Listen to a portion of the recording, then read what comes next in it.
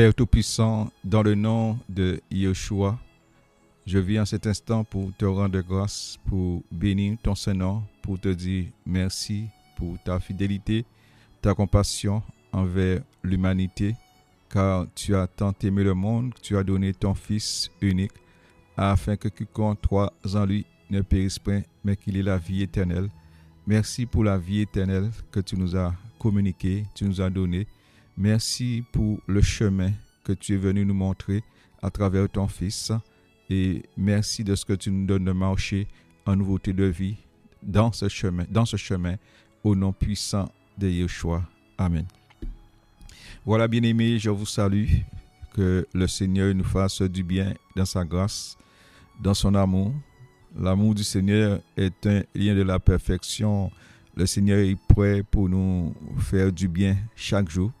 Et c'est chaque jour, nous devons remercier le Seigneur pour ce qu'il fait dans nos vies. Il prend son temps pour nous bâtir parce qu'il a dit à son serviteur Pierre, tu es Pierre et sur ce rocher, je bâtirai mon église. Donc le Seigneur est en train de bâtir son église, son ecclésia. C'est à travers sa parole que nous puissions vraiment disposer nos cœurs à la crainte de son nom afin de recevoir ses paroles, ses commandements au nom puissant de Yeshua, que nous ne soyons pas des auditeurs oublieux au nom de Yeshua. Amen. Enseignement de Yeshua sur la prière. Voilà, les disciples ont demandé aussi à Yeshua de les apprendre à prier comme Jean a appris à ses disciples de prier. Voilà la prière que le Seigneur nous a communiquée, qui n'est pas une récitation, mais qui est une vie de tous les jours. C'est pourquoi il nous dit de prier sans cesse. C'est pas notre vie sous l'autel, cette consécration que Dieu nous a donnée depuis avant la fondation de ce monde. Il dit à Jérémie, dès que tu étais un mas informe dans le ventre de ta mère, je te connaissais et je t'avais déjà établi prophète des nations. Donc, depuis avant la fondation de ce monde, Dieu nous a déjà consacrés. C'est vraiment un mystère, les choses du royaume de notre Elohim. Amen. Matthieu chapitre 6, verset 9, il dit, voici donc comment vous devez prier. Notre Père qui est aux cieux, que ton nom soit sanctifié, que ton royaume vienne, que ta volonté soit faite comme dans le ciel, aussi sur la terre. Donne-nous aujourd'hui notre pain qui nous suffit chaque jour, et remets-nous nos dettes, comme nous aussi nous les avons remis à nos débiteurs. Ne nous amène pas en tentation, mais délivre-nous du mal, car c'est à toi qu'appartiennent dans tous les âges le règne, la puissance et la gloire. Amen. Car si vous remettez aux gens leurs fautes, votre Père céleste vous remettra aussi. Mais si vous ne le remettez pas aux gens leurs fautes, votre Père ne vous remettra pas non plus votre faute. Amen. Donc voyons, c'est-à-dire que nous allons réciter ce passage tous les jours. Notre Père qui est aux cieux, que ton nom soit sanctifié, que ton règne vienne, que ta volonté soit faite. Remets-nous nos dettes comme nous aussi nous remettons nos dettes aux débiteurs, et que nous ne puissions pas appliquer ce qui sort de notre bouche, que nous ne puissions pas vivre ce que nous disons. Donc la prière que le Seigneur nous a donné, communiquée, c'est toute notre vie de confiance envers le Seigneur. Donc notre vie doit refléter la prière. Donc nous devons désirer que le règne du Seigneur vienne, et pour cela nous devons, pour que son règne vienne, si nous l'attendons vraiment, nous devons nous sanctifier, que le nom du Père soit glorifié. À quel moment que le nom du Père sera glorifié dans nos vies? Eh bien, lorsque nous allons prendre le bois, lorsque nous allons monter sur la montagne, c'est-à-dire la croix, et que nous serons crucifiés, que nous allons mourir en nous-mêmes, là, le nom du Père sera glorifié. Mais si nous ne prenons pas le bras de la croix, comment le Père sera glorifié, son nom sera glorifié dans notre vie? Parce que nous allons vivre selon nos moyens, selon ce que nous voulons, et nous n'allons pas n'allons pas nous attendre à lui. Donc, le nom du Seigneur ne peut pas glorifier dans ce genre d'attitude. Donc, il faut que nous soyons crucifiés. Et Jésus a bien dit, si quelqu'un veut venir après moi, qu'il renonce à lui-même, qu'il se charge de sa croix. Eh bien, cette personne qui vient, doit s'attendre au Seigneur, parce que le Seigneur connaît nos lendemains, il sait les projets qu'il a formés sur nous, et nous devons nous attendre à lui afin qu'il nous donne d'entrer dans ses projets.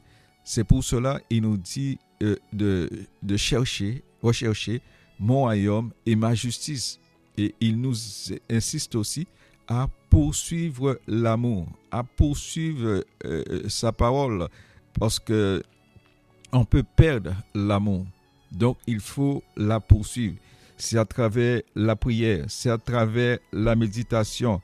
Voilà, voici comment vous devez prier. Voilà, notre Père qui est aux cieux, que ton nom soit sanctifié. Eh bien, dans ma bouche, dans ta bouche, le nom du Seigneur doit être sanctifié. Qu'il n'y ait pas deux eaux qui sortent dans notre bouche, car nul ne peut servir de maître, où il aimera un et haïra l'autre. Et nous savons comment la Bible nous enseigne que les mauvaises compagnies corrompent les bonnes mœurs. C'est pourquoi il est bon d'ôter le méchant du milieu de nous.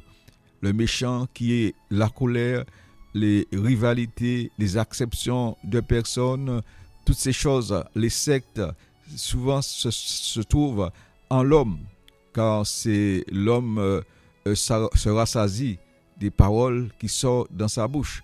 Et les paroles que nous sortirons dans notre bouche, automatiquement nous allons les vivre.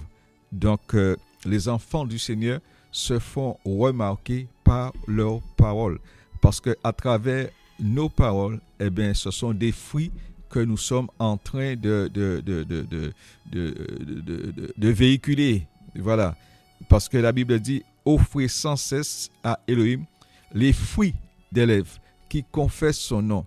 Donc lorsque nous parlons, il y a des fruits qui sortent.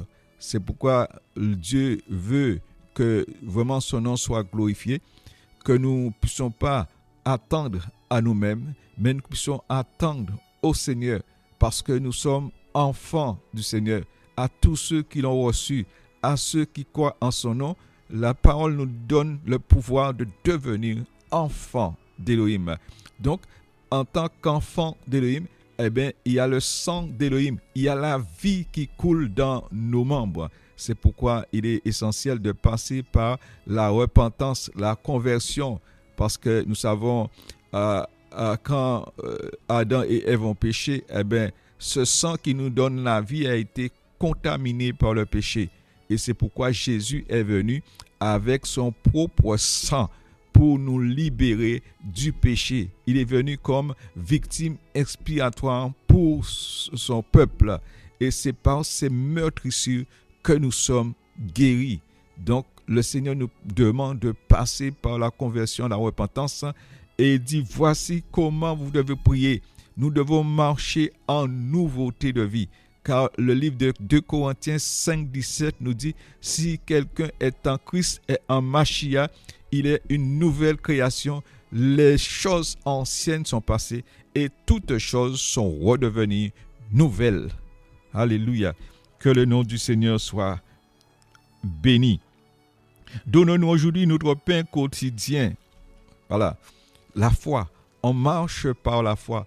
On ne marche pas par la vie. On s'attend au Père, au notre Père céleste, Yeshua, Amashia, l'Élohim véritable. Alléluia. Voilà, une vie de prière. Une vie de prière. Prier sans cesse. ta vie doit refléter Yeshua, la vie de prière. Voilà comment Daniel, les satrapes ont cherché une occasion d'accuser Daniel. Ils n'ont rien trouvé à travers Daniel parce que Daniel était fidèle dans toute la maison, dans la parole du Seigneur. Il était fidèle. Vous voyez la nouvelle naissance, il était fidèle. Et c'est à cela que le Seigneur nous appelle. Voilà. Que son nom soit béni. Jacques, chapitre 2. Jacques, chapitre 2. La Torah royale, aimer son prochain comme soi-même.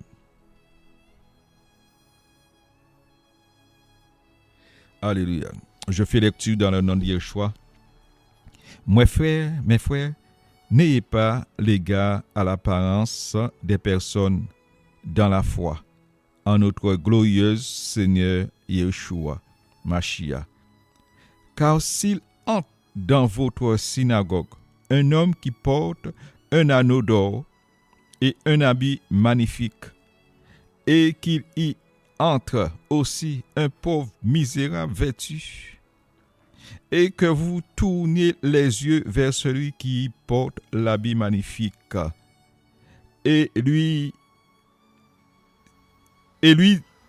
disiez, toi, assieds-toi ici honorablement, et que vous disiez aux pauvres, toi, tiens-toi loin debout, ou assieds-toi ici sur mon marchepied. Ne faites-vous pas en vous-même une distinction, et n'êtes-vous pas des juges qui avaient des pensées injustes? Écoutez mes frères bien-aimés, Elohim n'a-t-il pas choisi les pauvres de ce monde pour qu'ils soient riches dans la foi et héritiers du royaume qu'il a promis à ceux qu'il aime? Mais si vous avez déshonoré le pauvre, pourtant ce sont les riches qui vous oppriment et qui vous traînent devant le tribunal. N'est-ce pas eux qui blasphèment le nom qui a été invoqué sur vous? Néanmoins, si vous accomplissez la Torah royale qui est selon l'Écriture, tu aimeras ton prochain comme toi-même. Vous faites bien. Mais si vous avez égard à l'apparence des personnes, vous commettez un péché et vous êtes convaincu par la Torah comme transgresseur. Car quiconque gardera toute la Torah et trébuchera sur un seul point devient coupable de tout. Car celui qui a dit « Tu ne commettras pas d'adultère » a dit aussi « Tu n'assassineras pas ». Or, si donc tu ne commets pas d'adultère, mais que tu assassines, tu deviens transgresseur de la Torah. Parlez et agissez comme devant être jugé au moyen de la Torah, de la miséricorde. Pour celui qui n'aura pas usé de miséricorde, mais la miséricorde triomphe du jugement. Amen. Que le Seigneur soit béni. Le Seigneur dit dans sa parole qu'il ne perdra aucun de ce que le Père lui a donné. Mais combien nous pouvons, par nos agissements, perdre les âmes des hommes en faisant acception des hommes, en jugeant les hommes.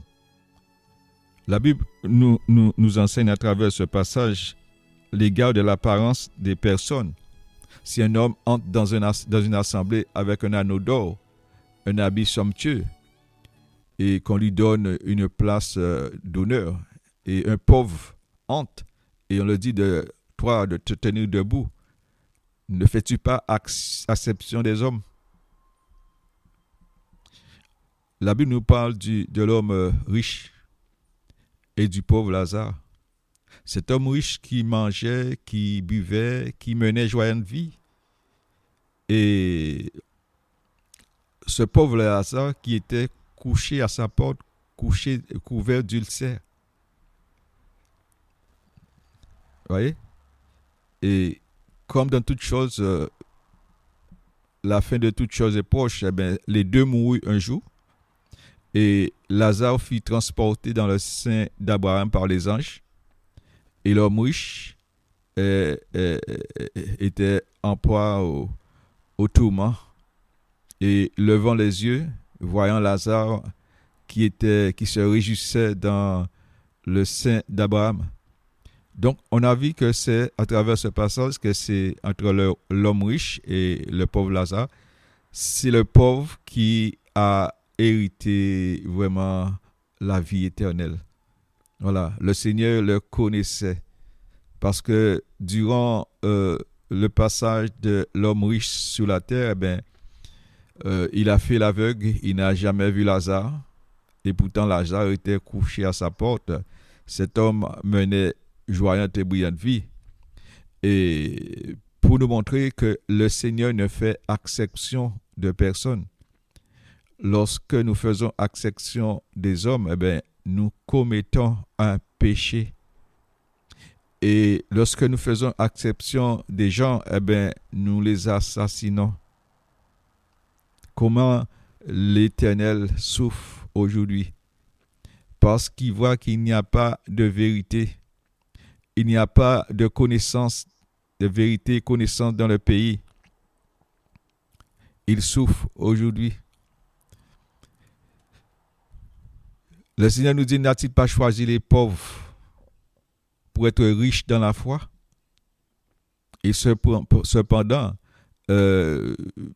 combien aujourd'hui, nous préférons les hommes qui ont de l'élégance. Voilà. Nous sommes arrivés dans un évangile qui aime voir les choses. Mais Dieu ne sonde pas comme nous. Lui, il regarde au cœur de l'homme. La Bible dit comment le cœur de l'homme est torturé et méchant, mais moi, l'Éternel, je sonde les cœurs et les reins. Et c'est comme ça que nous devons aussi sonder nos cœurs et nos reins. Parce que dans nos cœurs peut y avoir la rivalité pour son prochain. Regarde, dans une maison, eh bien, la famille, en quelque sorte, eh bien, les enfants qu'ils ont, c'est un don de Dieu, bien sûr, mais ils ne font pas exception des enfants parce que chacun des enfants a dans une matière qui exerce bien. Et finalement, la famille doit faire avec tout. Chacun a leur talent, leur don, et on doit mettre ça en évidence pour que la famille puisse réussir. Et malheureusement, dans l'Église, par le manque de connaissances, eh bien, on fait exception aux gens. Et le plus souvent, le pauvre qui est là est rempli de bénédictions, est rempli de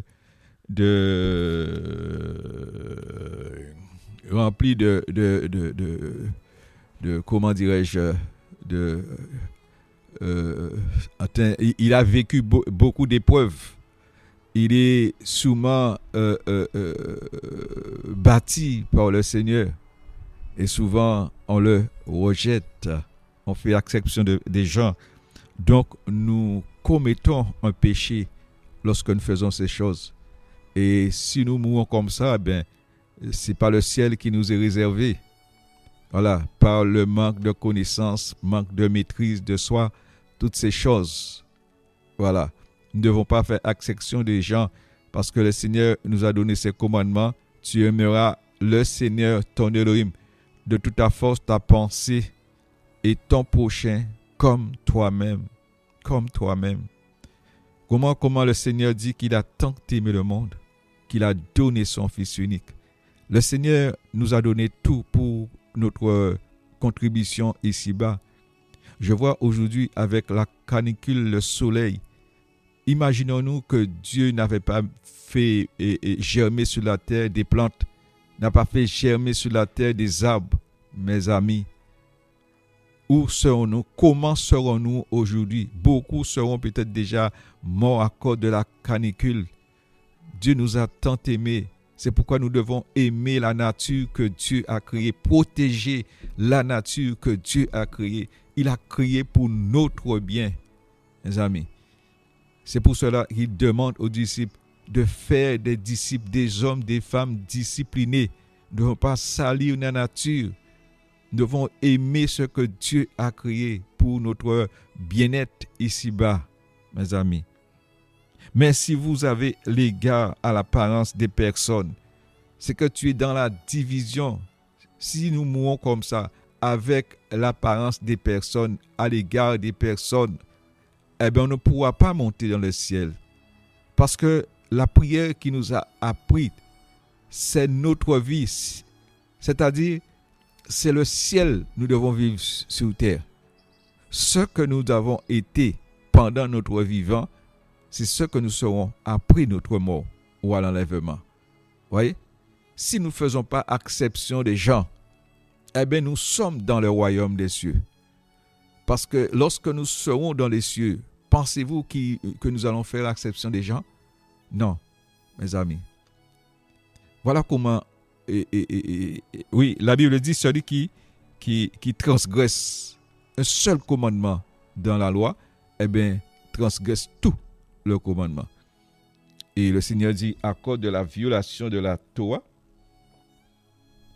l'amour du plus grand nombre se refroidira. Vous voyez? Où est le péché? Où est le mystère du péché aujourd'hui? Moi, je suis de Paul, moi, je suis de Silas, moi, je suis de. Mais celui qui est de Yeshua, eh bien, fait un avec Yeshua. Et si tu fais un avec Yeshua, eh bien, tu es un avec ton prochain. Parce que ce que tu as reçu de Yeshua, c'est ce que tu communiqueras. Donc, rassure-toi que tu as rencontré véritablement Yeshua, Jésus-Christ de Nazareth, le sauveur de l'humanité. Et si c'est le sauveur de l'humanité que tu as rencontré, eh bien, il te donnera ce germe en toi pour avoir compassion des autres, pour que tu fasses aucune acception des personnes.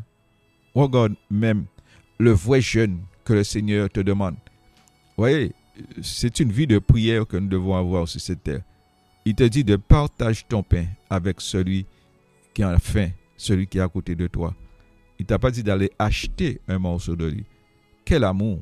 Partage ton pain avec lui. Vous voyez? Partage ton pain.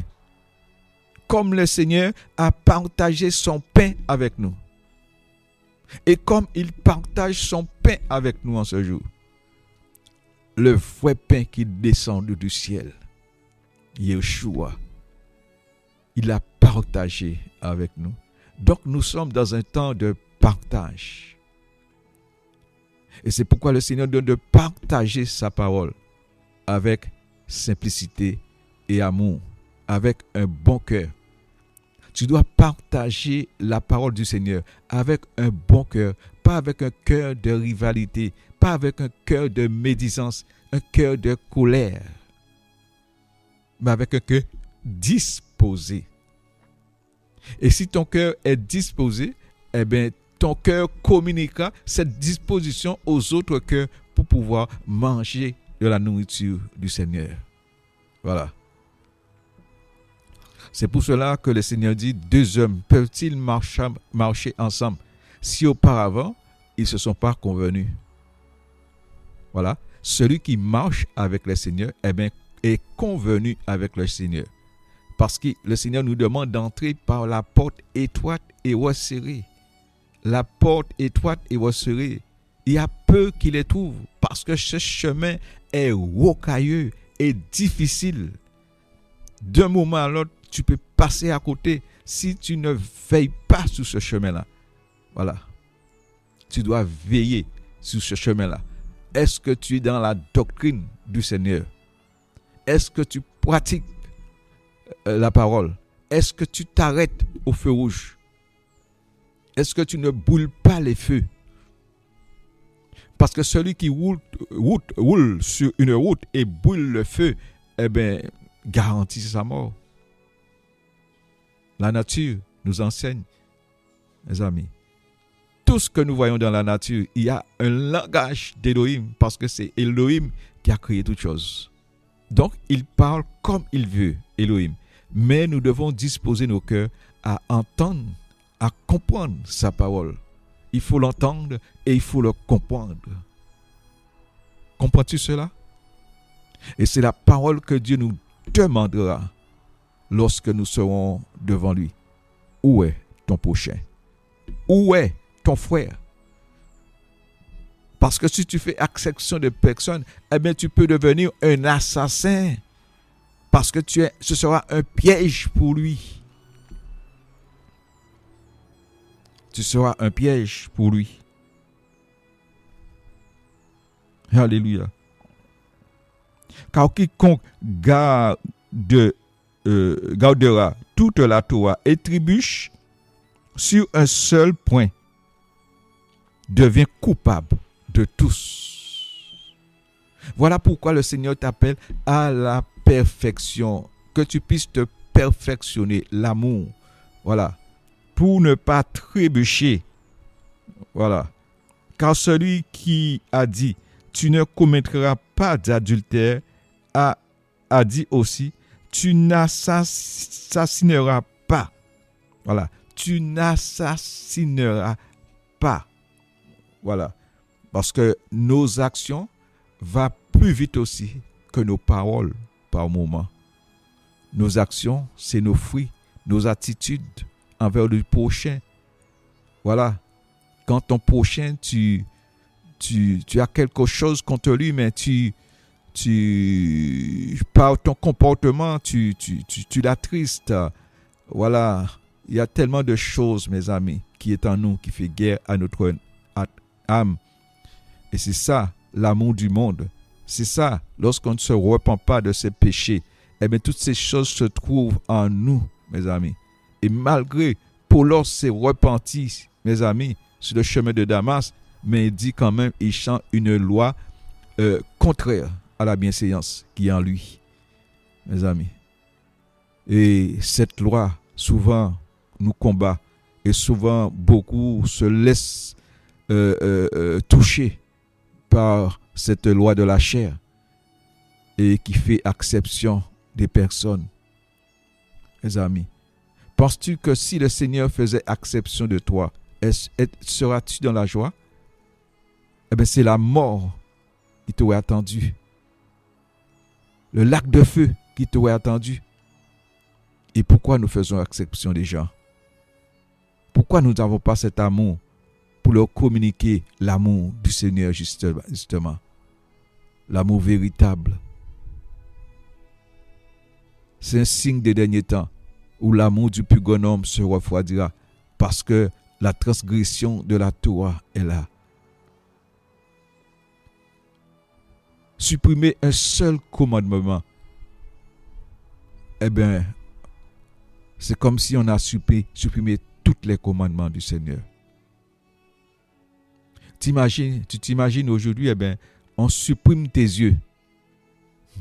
Mais tu aurais dit, vaut mieux la mort? Eh bien, c'est ça. Lorsque tu supprimes un commandement dans la loi du Seigneur, eh bien, c'est la mort qui te rattrapera. Comment Dieu a tant aimé le monde? Comment il nous demande de vivre sous terre comme étant dans le ciel? Quand nous venons au Seigneur, nous serons des anges ici-bas. Que ta volonté soit faite sur terre comme au ciel. Et la plupart se déchirent. Et la plupart se haïssent. Et pensent avoir la vie éternelle. Ils pensent que c'est comme ça qu'on va entrer dans le ciel. Le Seigneur, dans ces temps, est en train de préparer une épouse qui s'est préparée, qui n'a pas sali ses vêtements, sa robe blanche, car rien d'essuyé, des purs, n'entrera dans le royaume des cieux. Vous voyez? À travers ce fin lin, ce vêtement blanc, s'il y a une toute petite tache, ben ça se voit à distance. Ça se voit à distance. Et comment de robes sont tachées aujourd'hui? Mais vous savez, lorsque nous vivons dans le péché, eh bien ça voile notre yeux. Parce que le péché met une séparation entre nous et le Seigneur. Et à ce moment-là, on ne voit pas son état. On se croit juste à ses propres yeux. Mais le but du péché, c'est de voiler les yeux. Quand Samson, Dalila, a eu la victoire sur Samson, eh bien les Philistins, qu'est-ce qu'ils ont fait? Ils ont crevé les yeux de Samson. Samson a perdu la vision. Combien sont en train de perdre la vision aujourd'hui? Parce qu'ils font exception des gens. Ils commettent un péché. Ils commettent un péché. Le mystère de l'iniquité agit déjà. Et ce sont des choses qui combattent nos membres. Dans nos membres, la rivalité, les sexes, ça vient dans les membres. Faites disparaître le vieux levain. Mes amis, il y a urgence de se préparer. Ce monde a aveuglé beaucoup. Il a aveuglé aux yeux par les choses que ce monde nous propose aujourd'hui. Mes amis, car il y aura un jugement sans miséricorde pour celui qui n'aura pas usé de miséricorde. Mais la miséricorde triomphe du jugement. Donc si tu n'uses pas de miséricorde envers ton prochain, tu es déjà jugé. Il va y avoir un jugement. Et comme beaucoup sont jugés par le manque de connaissance, mon peuple est détruit, dit le Seigneur, parce qu'il lui manque la connaissance. Voilà pourquoi Jésus tarde à venir. Pour que nous puissions entendre ces exhortations. Pour que nous puissions nous repentir. Parce que ce n'est pas de la volonté du Seigneur qu'il perde un de ses brebis. Et je crois qu'il ne perdra pas aucun de ce que le Père lui a donné. C'est pourquoi chaque jour, c'est un jour de repentance. Qu'on doit vérifier, examiner nos vies devant le Seigneur. Car le Seigneur nous encourage de garder nos cœurs plus que tout ce qu'il faut se garder. Gardez vers les sources de la vie. Celui qui veut aimer la vie, eh bien, doit préserver sa langue du mal et s'élève des paroles trompeuses. Aime le Seigneur ton Dieu de toute ta force, de toute ta pensée et ton prochain comme toi-même. Parce que si tu aimes le Seigneur, tu ne peux rien faire pour attrister l'esprit. Si tu fais quelque chose qui n'est pas bon, eh bien l'esprit automatiquement va te ramener sur le droit chemin. Et c'est par la repentance et la conversion, mes amis. Car il y aura un jugement sans miséricorde. Un jugement sans miséricorde. Ce jugement, c'est-à-dire, il ne pourra pas avoir de miséricorde. Parce que tu as fait exception des gens. Et ces gens que tu as fait exception, eh bien, c'est l'image de Dieu que tu as terni. Tu as sali l'image de Dieu. Voilà. Vous voyez comment on peut blasphémer contre le Seigneur? C'est comme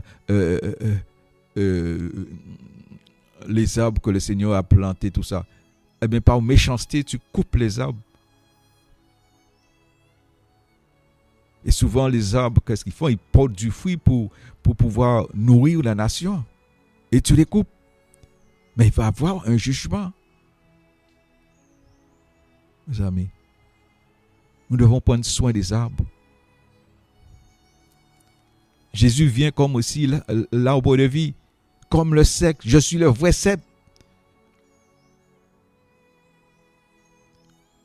Et souvent, il faut inonder les arbres pour qu'ils puissent encore fleurir, entretenir des arbres. Et c'est comme ça que le Seigneur veut aussi nous entretenir pour enlever tout ce qui n'est pas bon pour pouvoir porter du fruit. Parce qu'il nous a établis comme étant des arbres, celui qui demeure sous l'abri du Très-Haut. Non, pas ce verset, par exemple, la Bible dit qu'il est planté comme près d'un courant d'eau qui donne son fruit en sa saison. Voilà, il nous a plantés comme des arbres. Tout arbre que le Seigneur n'a pas planté dans son champ sera déraciné. Voilà. Justement, est-ce que le Seigneur t'a planté dans son champ? Voilà. Si le Seigneur t'a planté dans son champ, eh bien, automatiquement, tu vas avoir la compassion pour le pauvre. Alléluia.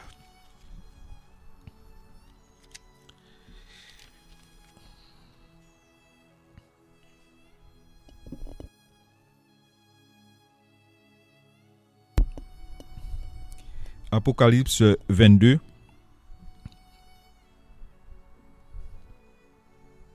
Verset 12. Et voici, je viens à toute vitesse, et mon salaire est avec moi pour rendre à chacun comme sera son œuvre. Moi, je suis l'Aleph et le Tav, le premier et le dernier, le commencement et la fin. Bénis sont ceux qui observent ces commandements. Ils auront l'autorité sur l'arbre de vie, et ils entreront par les portes de la cité.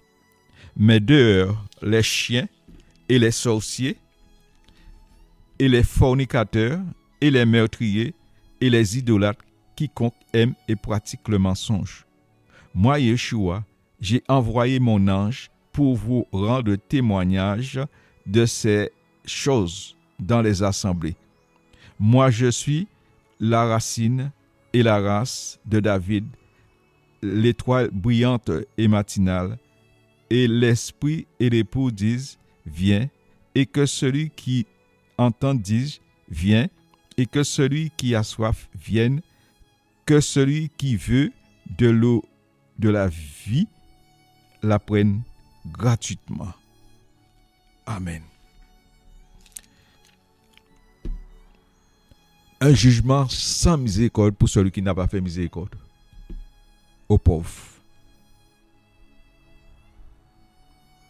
Dehors les chiens. Parce que le chien, qu'est-ce qu'il fait? Il retourne à ceux qui l'ont vomi. C'est celui que sa vie n'a pas été changée lorsqu'il dit connaître le Seigneur et qu'il se trouve dans les mêmes péchés. Il est comme le chien qui est retourné en arrière et a lapé ce qu'il a vomi. Dehors les chers sorciers, ceux qui se disent, pensent connaître le Seigneur et vivent dans la rébellion et pêchent contre la Torah. Même si tu pêches contre un seul, tu es transgression de toute la Torah. Tu deviens sorcier inconsciente. Voilà. Les sorciers ne sont pas là pour obéir à la parole du Seigneur. Et les meurtriers, parce que tu fermes la porte du royaume aux pauvres, aux prochains. Tu deviens un meurtrier.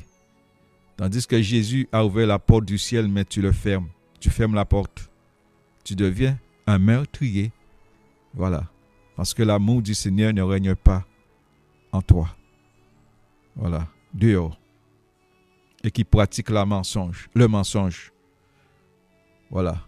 C'est-à-dire, tu parles la parole du Seigneur, mais tu ne la vis pas. Eh bien, tu vis dans le mensonge. Voilà. Ce jour-là, tous les points seront mis dehors. Et c'est la question que le Seigneur te demandera. Où est ton frère? Que Dieu nous bénisse. que Dieu nous fasse du bien.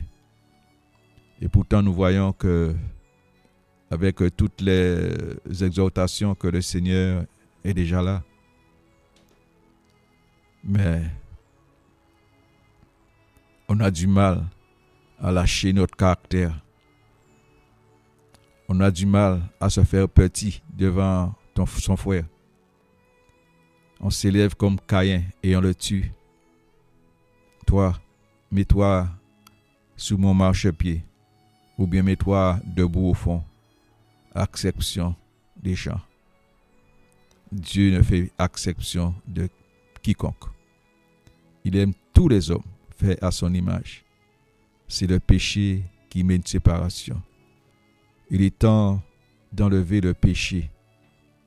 Il est temps d'enlever les rivalités, les affections des hommes. Il est temps de s'en préparer. La Bible nous enseigne, et c'est vrai, c'est une vérité, ce sera terrible lors de l'avènement du Seigneur. Que le Seigneur nous bénisse, bien-aimés. Que le Seigneur nous fortifie. Prenons du temps pour nous habiller.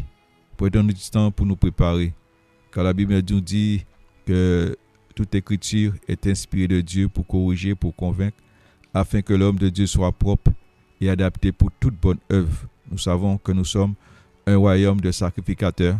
Donc nous sommes au service du Seigneur et nous devons avoir le cœur du berger. Que le nom du Seigneur soit béni. Bon courage, bien-aimés dans le Seigneur. Voyez, il est temps de nous fortifier, de nous encourager à abandonner nos vieilles manières de faire et que nous puissions épouser la manière de notre Seigneur Yeshua. Parce que Paulos nous a fiancés comme une vierge pure. Donc, vivons la pureté que le Seigneur attend de nous. C'est à travers nos attitudes, nos paroles, au nom puissant de Yeshua. Bonne continuation, bien-aimés, au nom de Yeshua. Amen.